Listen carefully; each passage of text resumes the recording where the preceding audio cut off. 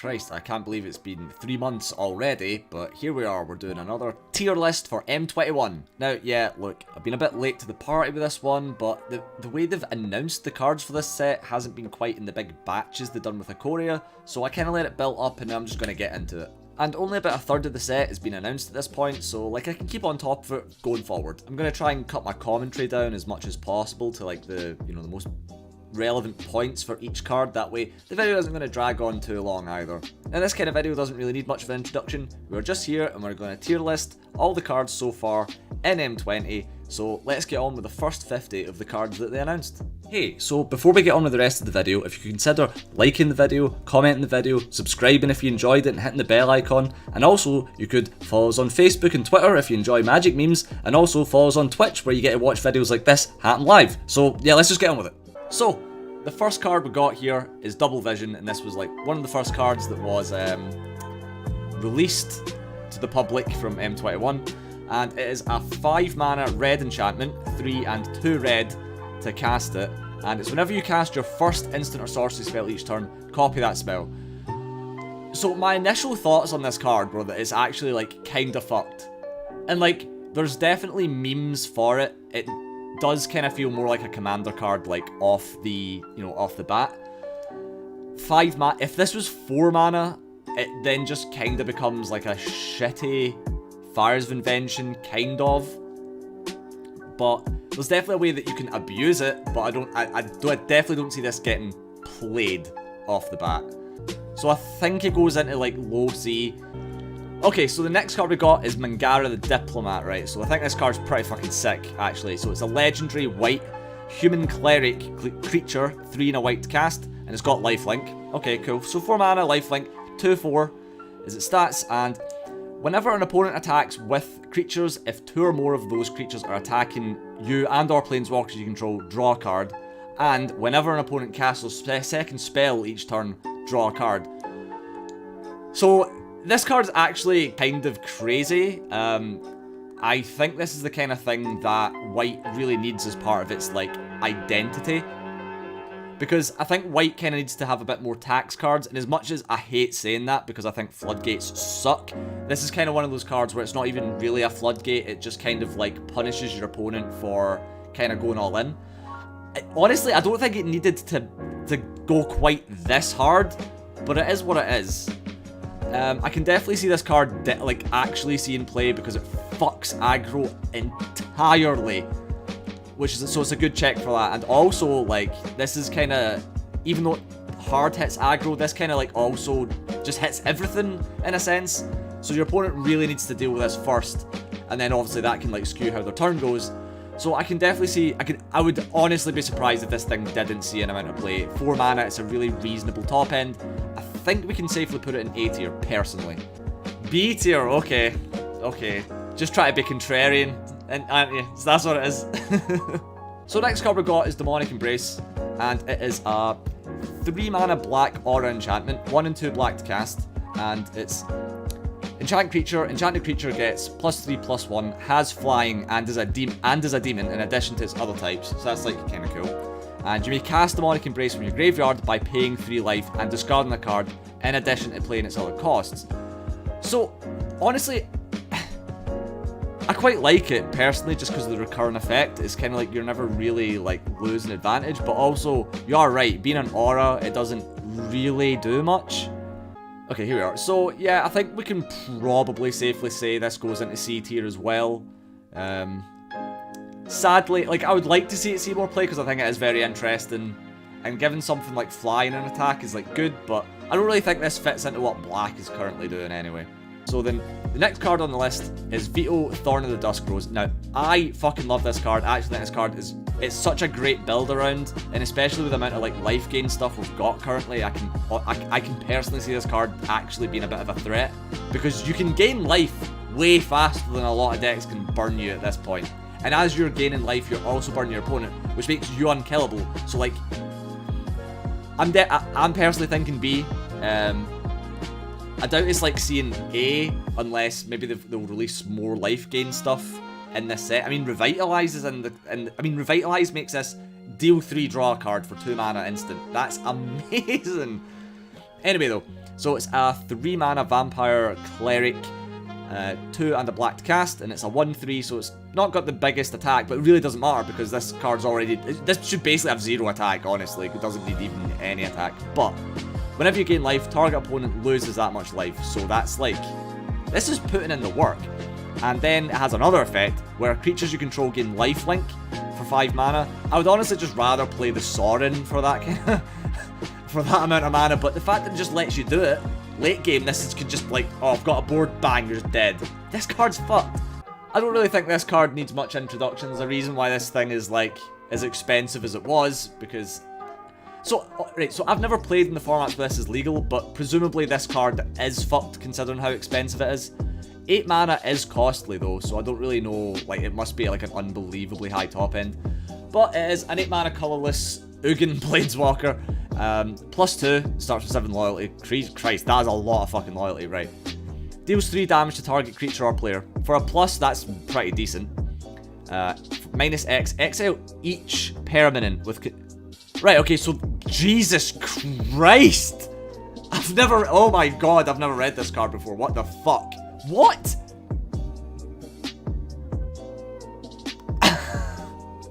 What the fuck? And then -10, you gain 7 life, draw 7 cards, put up 7. This is like not even that great, but holy fuck, yeah. This is surely an A tier card. There's fucking no way. There's no way this isn't seen play, and there's no way this isn't being built around. This is fucking insane. This is just nuke a board immediately. Fuck. Right. Foil alt arts of this are gonna... I think it's worthwhile investing in them now while they're cheap, because there's no way the foil alt arts aren't going to go up eventually again. Especially after rotation. Alright, so next card is Grim Tutor, and I think it goes without saying that this card is basically amazing, right? It's definitely going to see standard play, it's definitely worthwhile picking up, and these price... there's no way it's not going to... It'll drop a bit, I think, but yeah, this card's really, really good.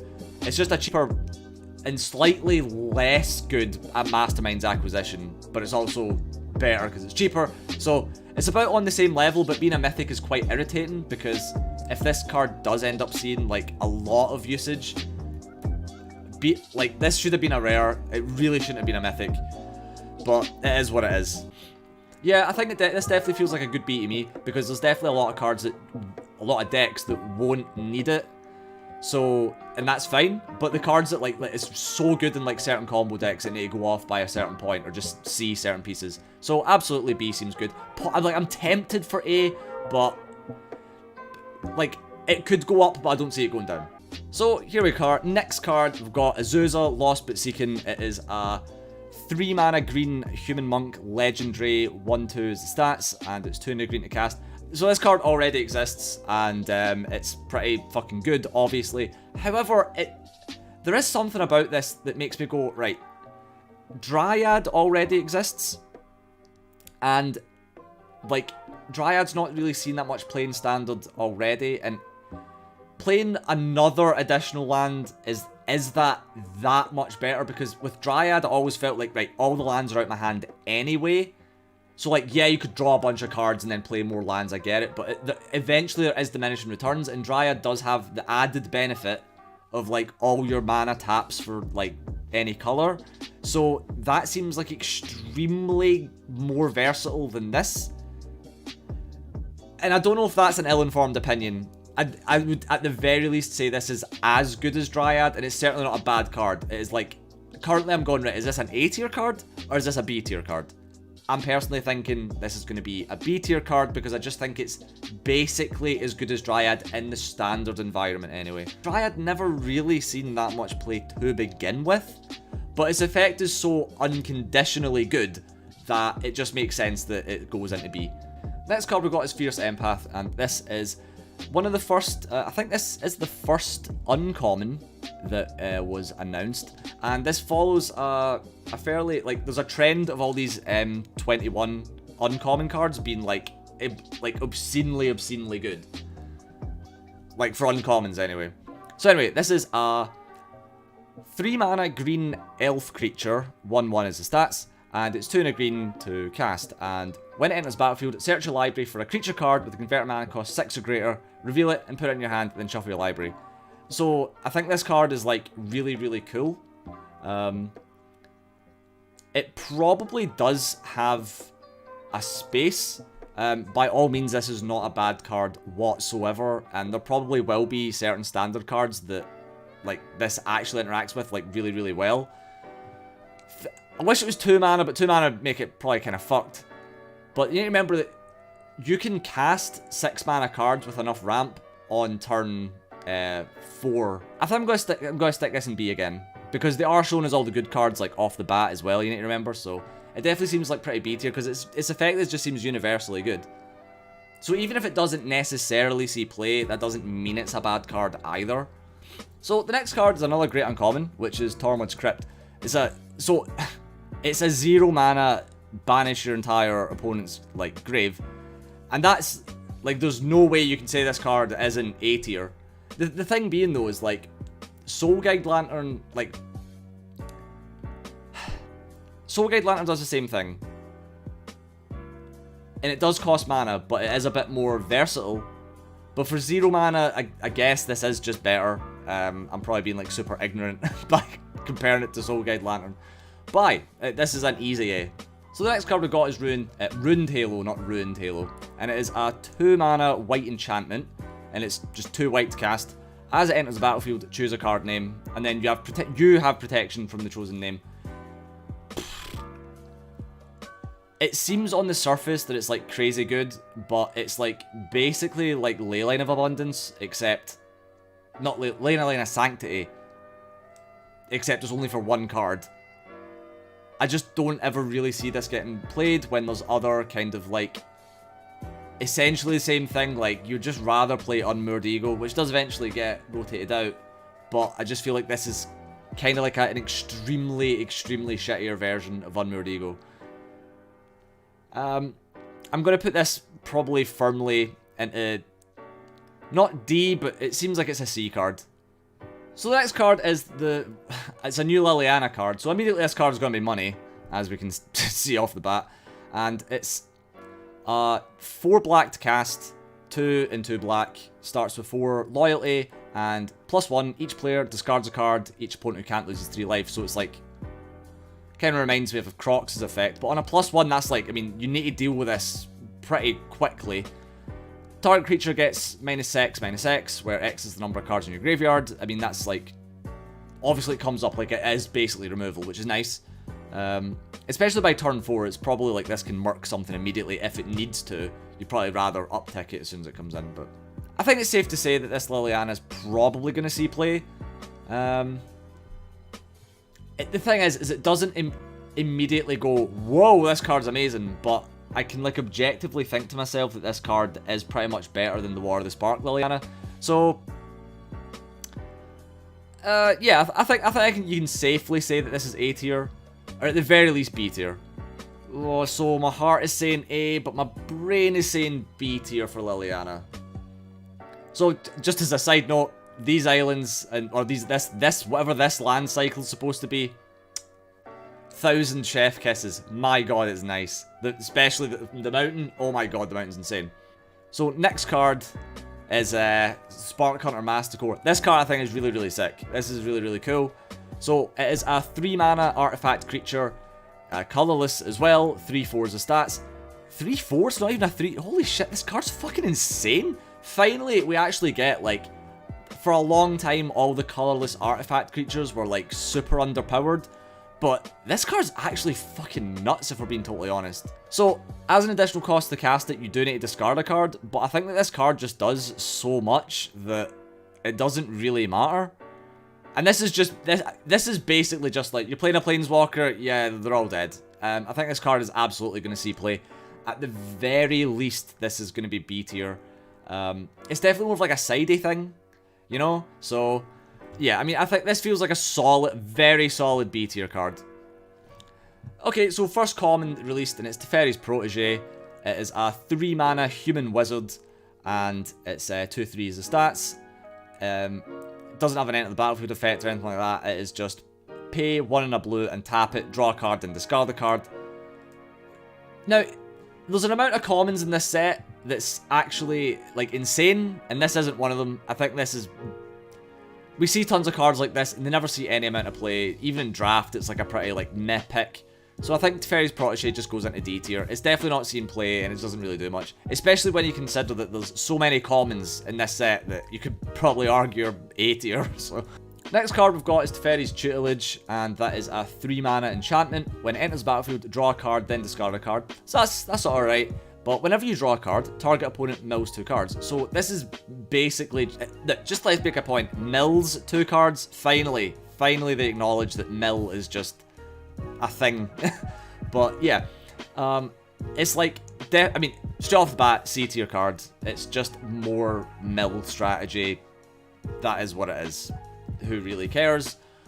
But it's cool that they're doing it, and this definitely feeds into the mill strategy. But and I'm gonna say, like, oh, you know, if mill gets good, it's obviously good. But I don't want mill to be good. I don't ever want mill to be good. So yeah, fuck mill. So yeah, straight into C. Definitely, like, it has its place, but for the love of God, don't be playable, please. Right, so here we go. We've got Baneslayer Angel, and this is a 5-mana white 5/5 angel creature. It's cool it's not legendary, but it's 3 and 2 white to cast, and it has flying, first strike, lifelink, and protection from demons and dragons. This card is just whatever. Like, I hate the fact that this is a mythic. It's like a cool reprint, I get it, and the art is fucking incredible. But yeah, I would be like, no one's gonna even play this as a top end. Like, these are good keywords, but at the same time, like, mono white Stompy. Exactly. It sucks saying it's a C tier mythic, but it is what it is. It just is a C tier mythic. It doesn't gain you any advantage, and its protection is, like, super limited. See if it had, like, protection from, like, a whole bunch of shit. I think you could argue that it's like, right, cool, it's an amazing top end and it's, like, super hard to out. But ultimately, it's demons and dragons. Who gives a shit? Into C it goes. Alright, so next on the list is Teferi's Ageless Insight. Another Teferi card that we're going to have to look at for 2 years. But anyway, this is a 4-mana legendary blue enchantment. 2 and 2 blue to cast. And if you would draw a card, except the first one you draw in each of your draw steps, draw 2 cards instead. It's alright, that's pretty good. But at the same time, like, do you really want to be using your turn 4 to play this? I'm not really, like, there definitely will be decks that, like, that this is good in. But again, it's just going to be, like, kind of janky stuff. I definitely don't see this getting played in anything of any real significance. Honestly, I'm feeling that this is, like, another C card. Next, we've got Teferi Master of Time, and I hate the fact that this card exists. This is... Honestly, it might be as well Teferi Master fucking Nightmares. So, here we go. We've got another Planeswalker, and it's 2 and 2 blue to cast, and it starts with 3 loyalty, which is, sure, I mean, it's kind of low. Thank fuck it starts with 3 loyalty, by the way, so it's, like, outable. But, like, okay, you may activate loyalty abilities of this card on any player's turn, anytime you could cast an instant. Fucking hooray, by the way. Okay, so... draw a card, then discard a card. Oh, okay, so I just thought it was draw a card, so that's a little bit more balanced, I guess. Like, so it's more balanced than less balanced, if you see what I mean, but I'm just kind of glad it's not straight advantage. But that still is extremely good, especially being able to just find answers. Target creature you don't control phases out. Wait, so until control's next turn, cool. So you just, bang, remove a threat. Okay. And then, like, this last one, take 2 extra... So how is it ever getting to 10? Even if you're able to, like, double up, how is this ever getting to 10? But if you ever do get to 10, there you go, you've won the game. Now that I'm reading it, and I'm kind of absorbing it, and I'm thinking about it, I wouldn't say it's S tier, but it's definitely A tier. Absolutely is A tier. The card's really, really good. But here's the thing, right? If you're playing it in control, the card itself doesn't have flash, because the initial version of it that I saw, you could cast it for flash, which would be insane. But it's obviously very good in Phoenix, like, I absolutely understand that. But you go turn 4, and then you cycle. that's fine, and then you cycle on your opponent's turn. But it just doesn't do anything. So turn 4, your opponent can just out it, basically. Like am I wrong in saying that this? It seems it's good, but it's not fucking insanely beyond mental. Like I don't think this is as good as like Teferi Time Raveler, right? Like this isn't as good as the like War of the Spark Teferi. But I think this is a solid A tier card. Do not get me wrong. And I hate the fact we need to look at another Teferi for another amount of years. Has this card ever been in standard before? Because here we've got Containment Priest, and yeah, this card is very nice for white. It's nice that they're giving white more kind of like floodgatey, taxi type effects. I'm glad that finally white's getting a bit more of an identity in M21.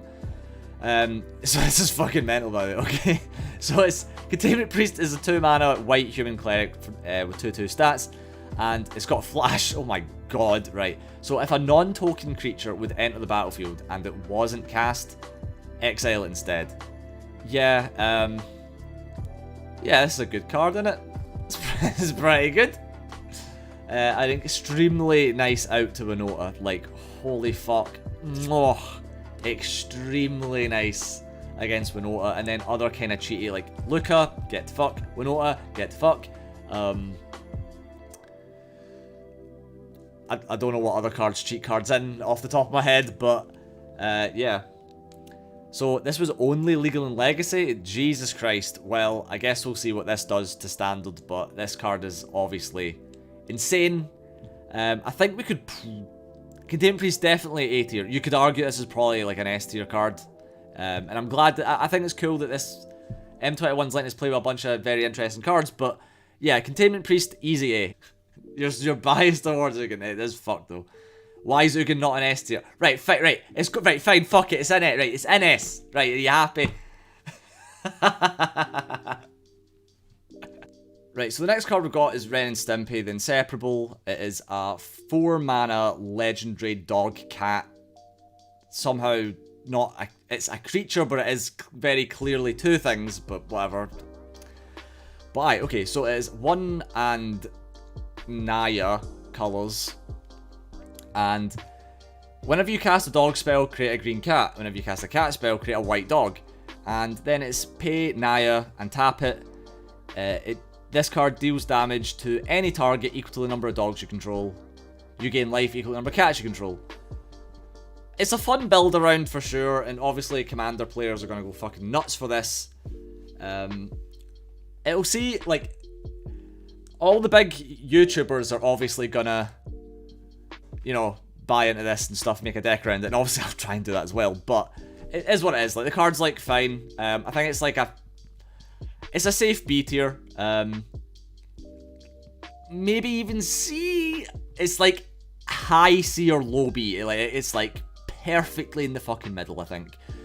Okay, right, so next card we've got is Peer into the Abyss, and really this should be S tier just for the art in and of itself, and I can't wait to see, like, people, like, all art this and just extend the card for the full art, but anyway, it is a 7-mana black sorcery, 4 and 3 black to cast. It's also a rare, and target player draws cards equal to half the number of cards in their library and then loses half their life, round up each time. Right, so the card's just a meme. For 7 mana, it lets you draw 20. But then you have to discard down to 7, and then you lose half your life anyway. Because, like, you play this for 7 mana, and then you can't do anything. Like, I think on the surface, this card goes, whoa, insane, you can draw 20 cards. And then you go, well, you can't do anything with them. So, I just think it's a C tier card. Like, it's probably, like, crazy in Commander or some shit. But it's probably also terrible in Commander because, like, half your library is like all your health. Oh, target player. Right, okay, and this kind of changes how what this does now then, doesn't it? Fuck.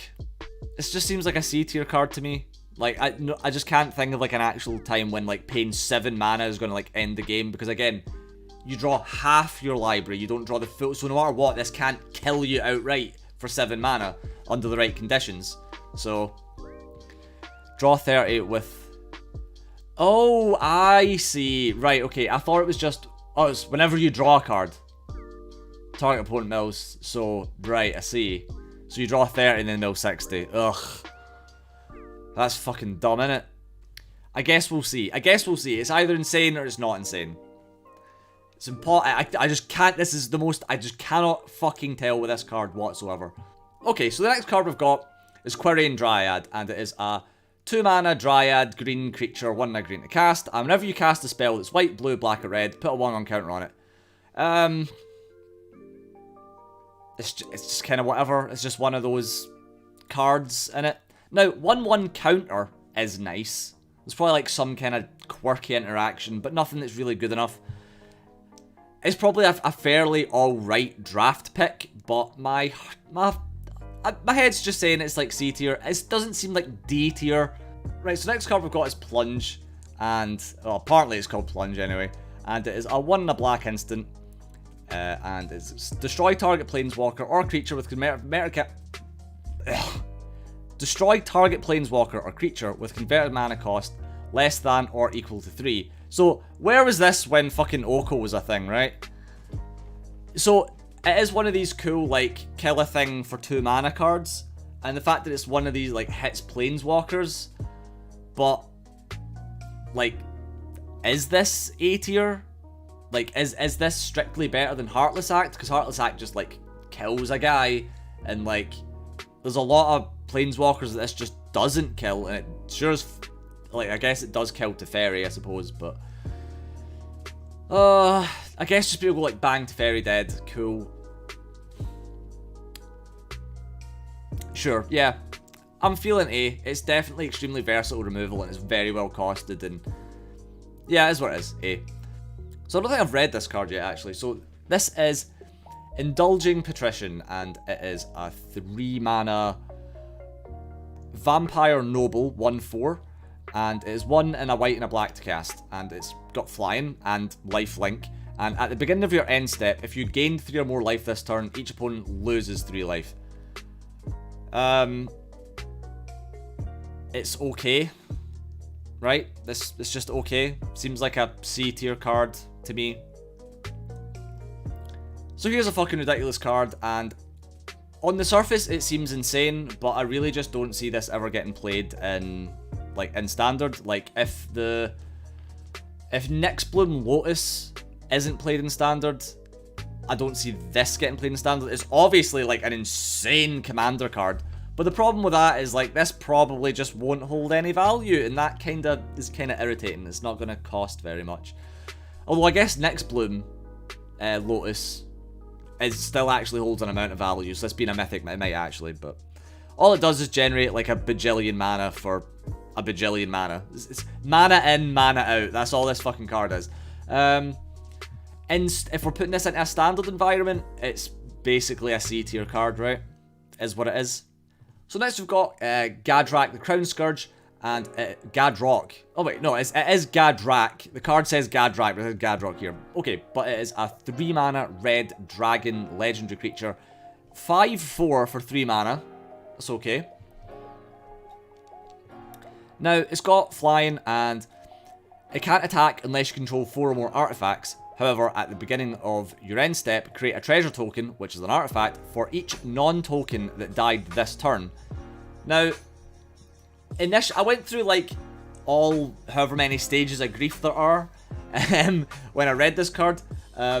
David does MTG, he was like, oh, this card's insane, and I was like, I don't know, is it? And then he explained how it is insane, and now I think this card is really fucking cool, and I cannot wait to play this card.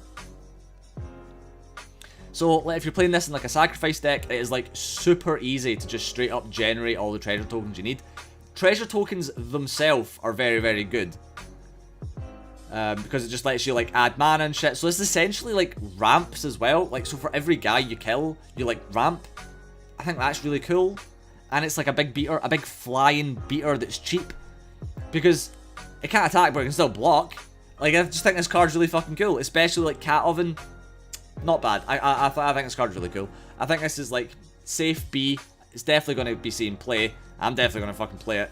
So, into B it goes. So off the bat, we've got Mayhem Jester. And this card is just an extremely shite Mayhem Devil.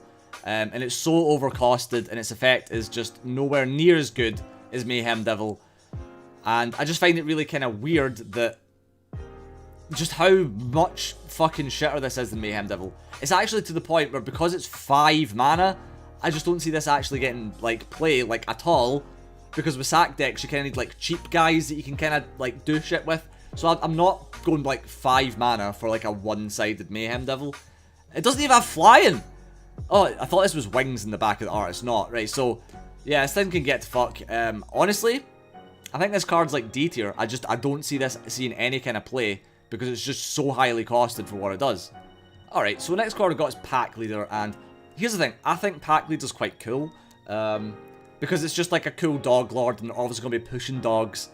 So, it is a 2 mana, 2/2 dog creature, 1 and a white to cast.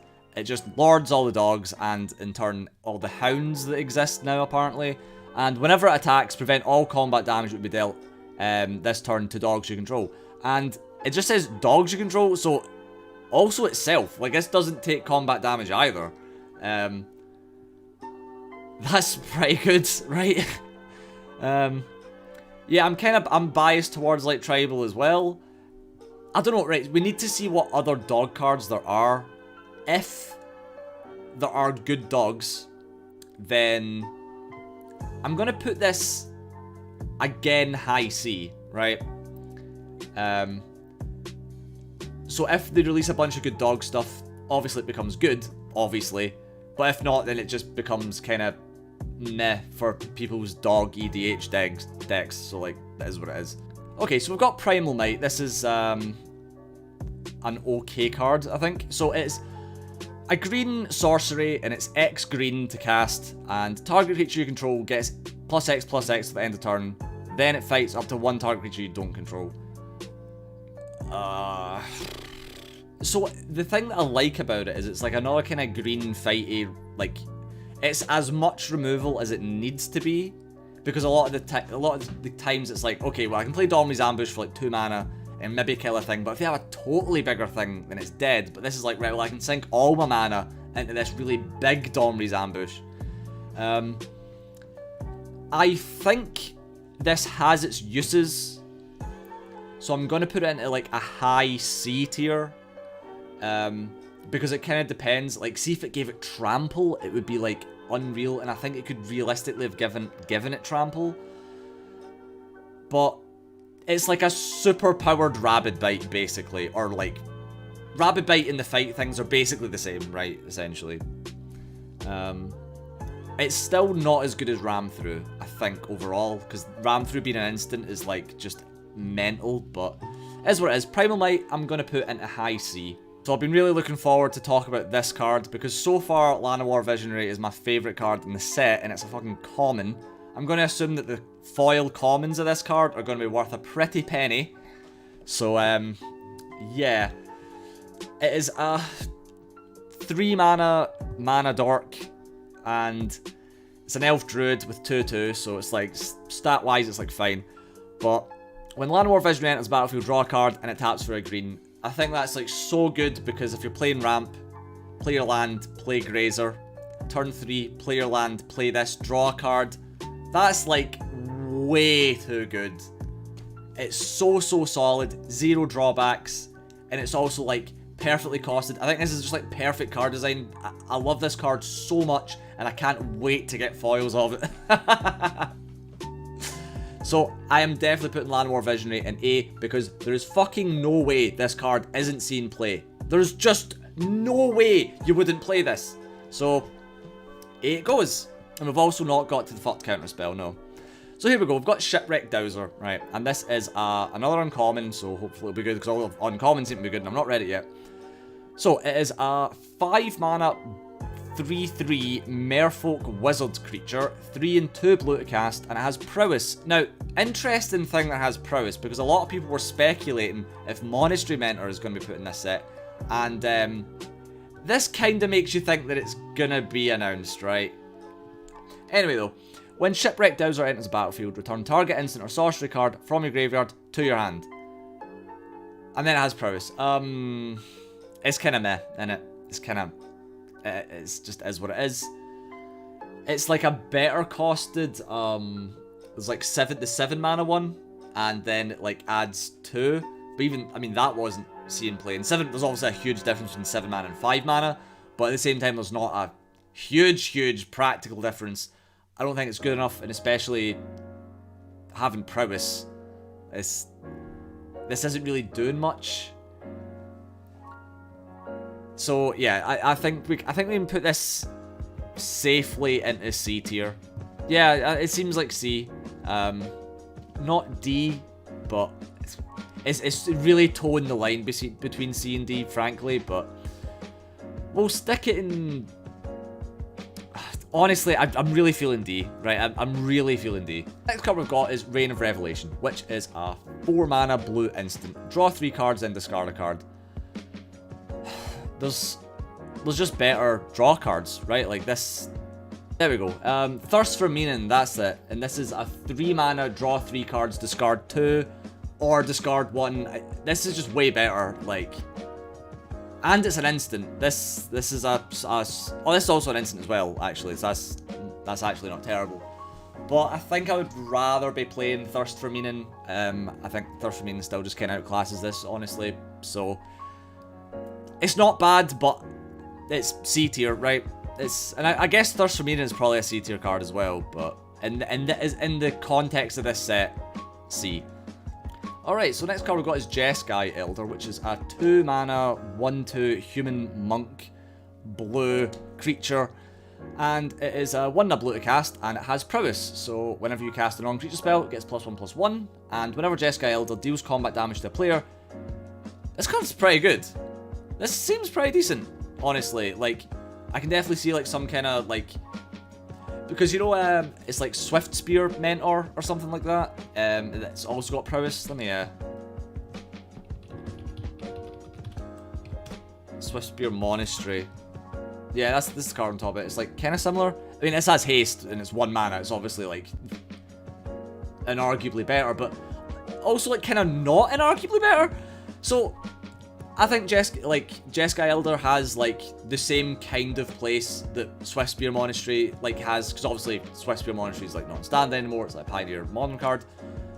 So I can definitely see like some kind of like is it aggro with this? Seems pretty good.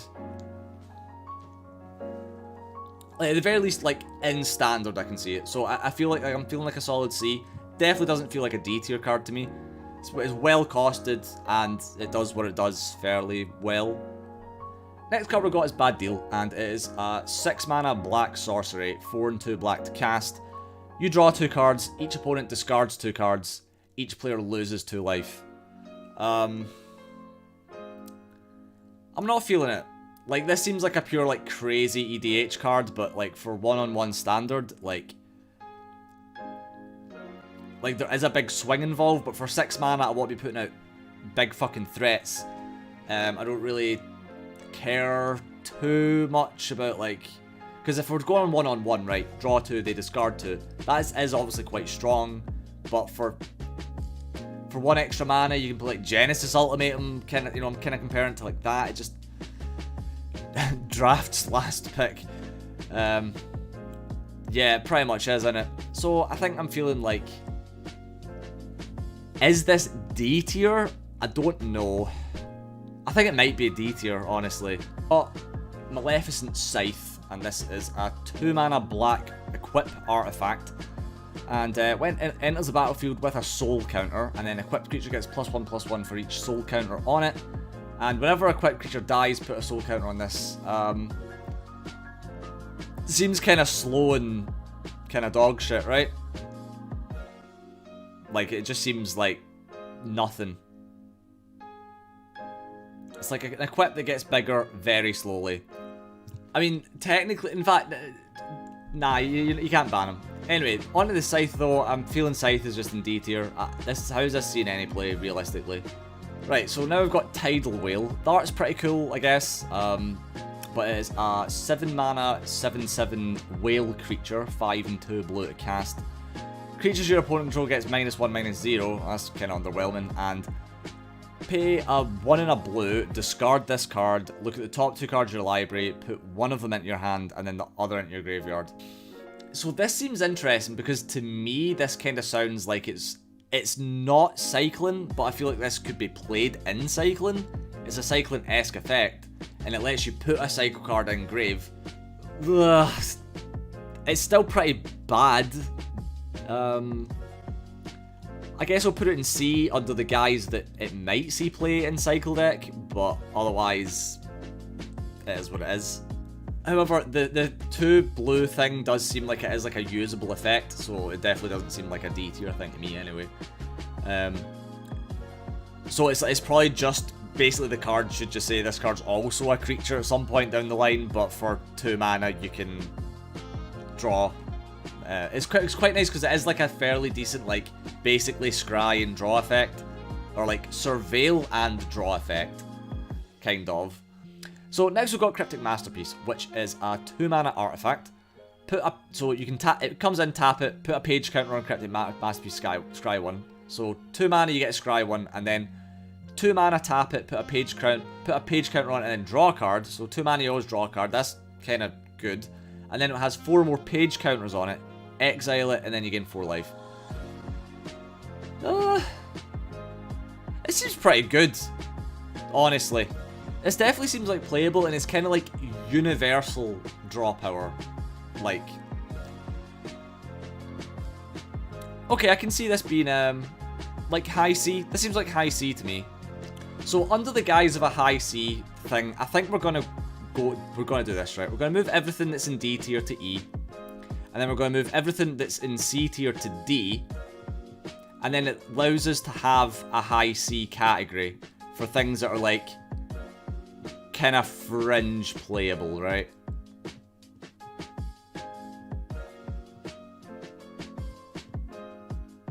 This seems like a little bit better. So like this is stuff that's like just a little bit not quite as good, but like could still see play under certain circumstances, like good thing, blah blah blah blah blah. Why is that? So the Eldord's now going into C. Like this kind of needs to be like switched up a little bit. This can now be here, but in terms of like the standard environment, I guess this would be in C now, but these definitely still feel correct. Yep. Yep. So next card we've got Necromentia, which I think the art is so sick, I think the name's really cool, and it is a 3 mana black sorcery, 1 and 2 black to cast. Choose a card name other than a basic land card. Search target opponent's graveyard, hand, and library for any number of cards with that name and exile them. That player shuffles a library, then creates 2/2 black zombie for each card exiled. This card seems like a much better Unmoored Ego, like an infinitely better Unmoored Ego. If you're playing this on like turn 3 and you can like just bang get rid of all your stuff, I'd much rather than just create some irrelevant fucking black zombie. In the right deck where the black zombie's like completely irrelevant, so they create best/worst case scenario, they create 4 black zombies. If you've got a deck that can like easily handle against that, then this card is just like obscene like future removal, right? Just like bang, get rid of that entirely. Get rid of all the cats, get rid of all the ovens. Job's a good one. I think Necromentia seems really, really good. It seems better than all the C-type cards. Now, I understand that apparently cards like this don't really see much play, but the card is essentially a much better Unmoored Ego for the right deck, so I think it makes sense that this can go into B. For me personally, like it seems way more playable than these cards. Like amazing side deck tech, right? Okay, so now we're playing about with the B tier. I think we can like bump that down into the C. Definitely, that feels a bit better. And then we can bump Pack Leader down into the C also. So yeah, this seems way better now. Okay, so I want your guys' help with this one, right? We've got Rewind. And this seems like it's like a top end for control. Which kind of is like a top end like in terms of like a negate. But effectively you get to your turn 4. You negate anything for free. That's fucked. This card just seems bonkers to me, like beyond bonkers. Like my initial thoughts are like this is A tier, like virgin on S tier, because like what, like oh, like you're not gonna get to turn 4 in fucking control, and then by turn 4 you're gonna get anything for free. Like that's crazy. And then like the further and further into the game you get, this just becomes better and better. yeah, like this, like when I read this, I'm like, I really don't want this card to like exist. So honestly, I do feel that this card is S tier because turn 4 is fucking nothing when you're playing control, and then it's a 0 mana fucking counter spell. I can't believe that even, like, I can't believe that even print this card, honestly. So there's just no way this isn't seen play. There's no way this is getting played in anything that plays blue, like extensively anyway. So here's a card that I actually really fucking like. I think this card is really, really cool. I can definitely see this getting played in like Jund Sacrifice, because add back like something like a sack outlet, or rather a sack like engine type card, like Mayhem Devil or whatever, and it's an instant, which is so good. Seems really, really versatile to me. There's definitely like a space for this. Create 2 things that you can sack. Return target permanent. That's so good, permanent. So yeah, I really like this card. For me, it seems way better than stuff in C. Seems like a good B to me. Like if this was a sorcery, I'd be like, yes, C, but being an instant, it's like, it's got so much fucking versatility. It's kind of like arguably better Raise the Alarm, and I guess it Raise the Alarm's like 2 mana or whatever, but like this does like so much more than that for 1 extra mana. Right, so now we've got basically what is just a Danto Vanguard, right? This card's like crazy, crazy good. So we've got Consecrated Veteran, which is a 2 mana 3/1 white human warrior. Discard a card and tap it. It gains indestructible until the end of the turn. I just think this is like super, super cool. You can attack in, they block, cool, then this guy just doesn't die. The problem being is that you do need to discard a card, so you need to be like super wary when using this, but I also think this is like a crazy good, I was going to say it's a good mutate card. You can't mutate onto it, right? So slightly less good, but I think this is like a, and it's also not quite as good as a Danto Vanguard, but it seems like a solid, like the new C tier, like things becoming indestructible for 2 mana, and especially you don't even need to pay mana to make it indestructible. Seems like this fits solely into this very easily. Next we've got Carrion Grub. Now, this card, right? This card's like so fucking cool. I think this is insane, honestly. So you've got a 4 mana 0/5 black insect creature. And it gets +X/+0, where X is the greatest power among creature cards in your graveyard. There's definitely a way of abusing the absolute fuck out of this. Oh, and then when it enters the battlefield, you get to mill 4. So you play this, and then you mill Impervious Great Worm, and then you've got a 4 mana 16/5. That seems alright to me. So like, obviously Impervious Great Worm's like the best case scenario out of this. So yeah, I think this card's really, really cool. But where do we place it? It's just a beater that requires quite a large amount of setup. Does it deserve C? I think it might. I think there is probably decks that benefit from 4 mana 16/5s. Like, that just seems like an abusable thing to me. So I don't think I've read this card either. So the next card we've got is Spiked Megalodon, and this is a 7 mana, a blue 7 mana 5/7 shark creature.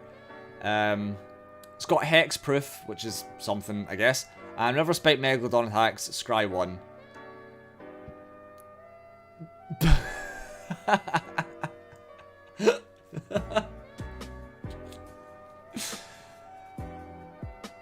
Right, so I mean, under the guise it's a shark, so it can just go right there, and we'll just leave that right there.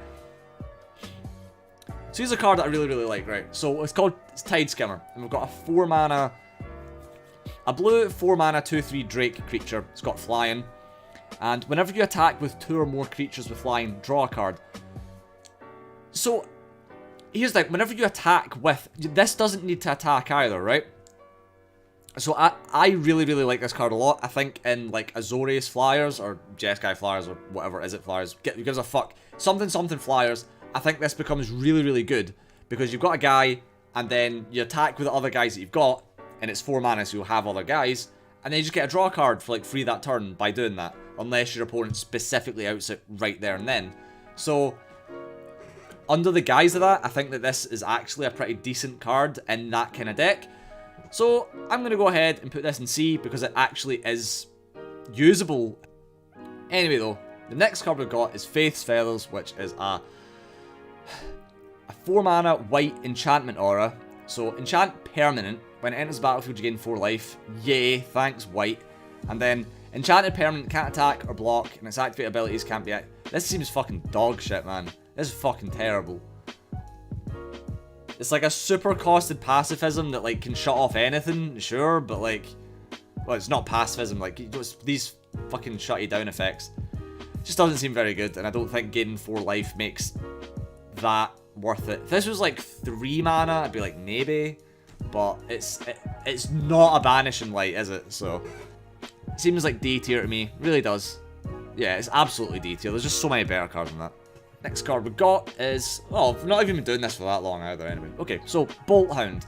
From what I remember, I think this card is a playable card. So we've got a 3 mana, 2/2 red elemental dog creature with haste. So, I mean, haste is one of the better keywords.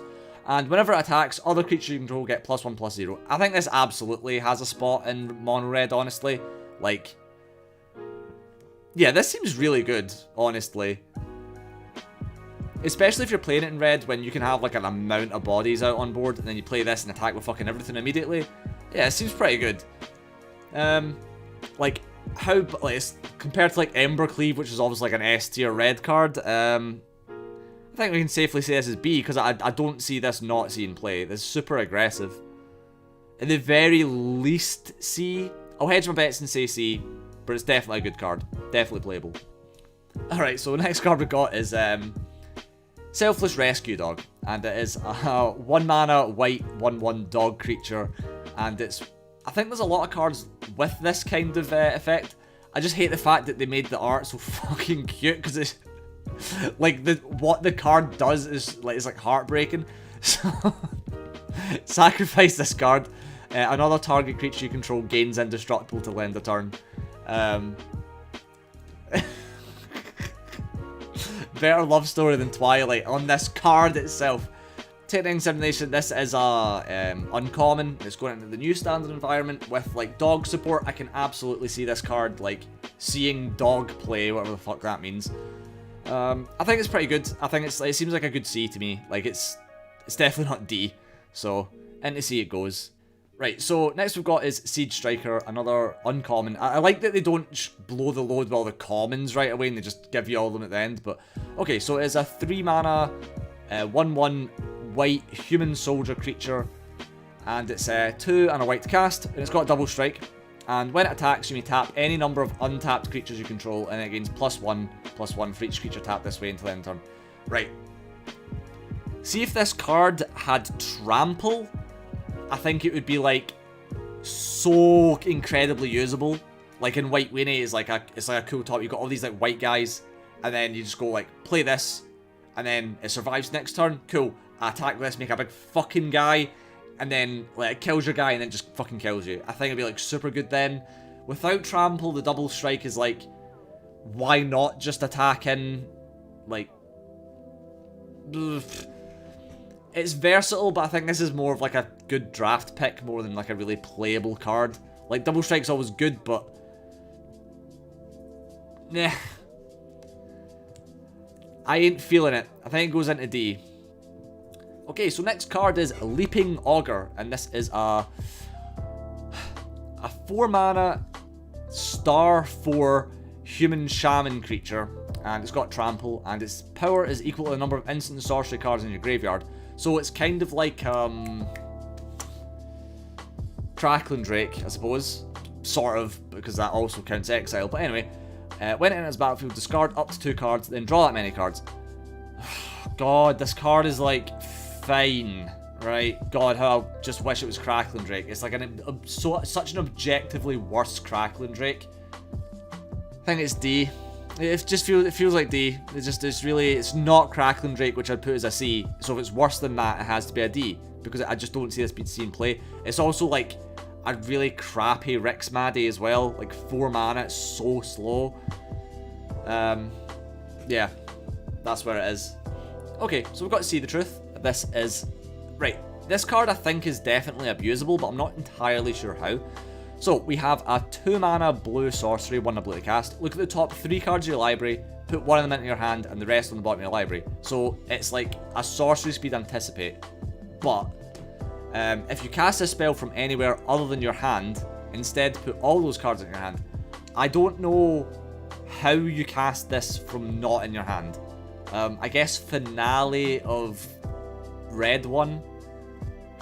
Let's have a look at the comments, I'm sure they'll tell. Just stop fucking saying Izzet Phoenix for every fucking... This will be banned faster than Treasure Cruise, I imagine. Really? This isn't Treasure Cruise, bro. I mean, if you're going to abuse it, it's good, sure. Okay, I guess that applies to basically anything. Anyway, where do we place this card then? It's better than Anticipate, and Anticipate's obviously just solidly decent. So, are we going to say B? B then? Fucked counterspell is indeed an S tier. I'm not fucking pleased about it. God, I hope it gets banned. It's an uncommon, just ban it immediately, please. Anyway, so the next card on the list is Elder Gargaroth, and I think this card is fucked. It's just like, it's also Quest and Beast. Anyway, so it's like, it is slow Quest and Beast. Quest and Beast is insane because it has haste. This doesn't have haste, and it is obviously 5 mana, but it does a hell of a lot fucking more than Quest and Beast does somehow. Like, look at all this. Gets you a guy, gets you life, draws you a card. If this lives, it's insane. You can also play it in a deck with that just immediately gives it haste, and then you're getting some amount of value out of this card, like some amount of value. So, honestly, I'm feeling this is a solid B. There's like really nothing you can say. Like, dies to removal is not an argument. Quest and Beast dies to removal. So, I just think with the sheer amount of value that you get out of this, and it's big, and it's card good, card very good. Putting it in B. What I quite like about it is you play Vivian, and then you cast this, and then you also get Quest and Beast, so then you need to pick what it is that you need to get rid of. Do you get rid of the Quest and Beast, or do you get rid... Next we got Revitalize. This is a reprint from something, but I do think that the whole life gain burn thing, I think this card fits directly into that. And it's a 2 mana white instant, 1 in a white. You gain 3 life, you draw a card. This is like a perfect example of like a good white card. Honestly, I think Revitalize is like a solid C, possibly B, because it does get played in actual fucking, like, decks. Like, I've played this card before, and like, it was like an Orzhov anti-meta deck I fucking loved. It's completely fucking reasonable. At the very least C, potentially B. It'll definitely get played. And I think because you need kind of other cards to make it specifically good, it goes into C, but I'm happy to see it return, frankly. Hey, so thanks for watching this video to the end. And again, if you enjoyed this video, please consider liking, commenting, and subscribing and hitting the bell icon if you enjoyed it. And also, if you really enjoyed it, go follow us on Facebook and Twitter if you like magic memes, and go follow us on Twitch as well, where you get to watch videos like this happen live. And obviously, that means you get to interact with us as well, and we're pretty cool. You'll like us. Anyway, just thanks a lot, and we'll see you in the next video.